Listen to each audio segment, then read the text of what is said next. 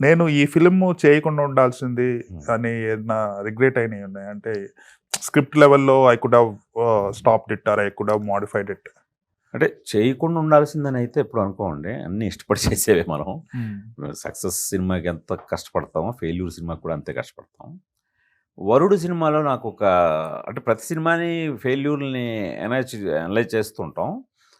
కొన్నింటికి అనలైజ్ కూడా అవసరం లేదు. ఆడియన్స్ చేత పూర్తిగా రిజెక్ట్ చేయబడతాయి. 'శాకుంతలం' లాంటివి. దాన్ని హ్మ్. పెద్ద నేను ఎక్కువ ఆలోచించలేదు కూడా. ఆ! టోటాలిటీగా ఆళ్ళ సిద్ధంగా లేరు ఆ సినిమాని యాక్సెప్ట్ చేయడానికి. ఓకే. అయిపోయింది. ఇంక దాని గురించి ఆలోచించలేదు. బట్ 'వరుడు' లాంటి దానికి కొంచెం రిగ్రెట్ అయ్యాను. అరే! మంచి పొటెన్షియల్ ఉన్న దాన్ని కొద్దిగా స్క్రిప్ట్ స్టేజ్‌లోనే దాన్ని కొద్దిగా కిల్ చేశానే. అనవసరంగా యాక్షన్ టర్న్ తీసుకొని, అలా ఎళ్ళకుండా ఇది కంప్లీట్‌గా 5 రోజుల పెళ్లి అనే దాని మీదెళ్తే, మరో 'హమ్ ఆప్కే హై కౌన్' అయ్యేది. అవును. అవ్వాల్సిన దాన్ని మీరు నేనే హైడ్ చేసారు యాక్చువల్‌గా సినిమా కంటెంట్‌నే హైడ్ చేసేసి సో, అది బాగా రాంగ్ డ్ర ఎక్స్‌పెక్టేషన్స్ ఆ! క్రియేట్ ద చేశారు. అయ్యి కొట్టిందది దెబ్బ. ఆ విషయంలో అరే! మంచి స్క్రిప్ట్ ఎందుకంటే లైనే విన్న వెంటనే అందరూ రైట్. అసల ఇద్దరు ఒకళ్ళకొకళ్ళు పెళ్లి పీటల మీద చూసుకుంటారు. పాత ఆచారం ప్రకారం. అప్పటి వరకు వాళ్ళు చూసుకోరు.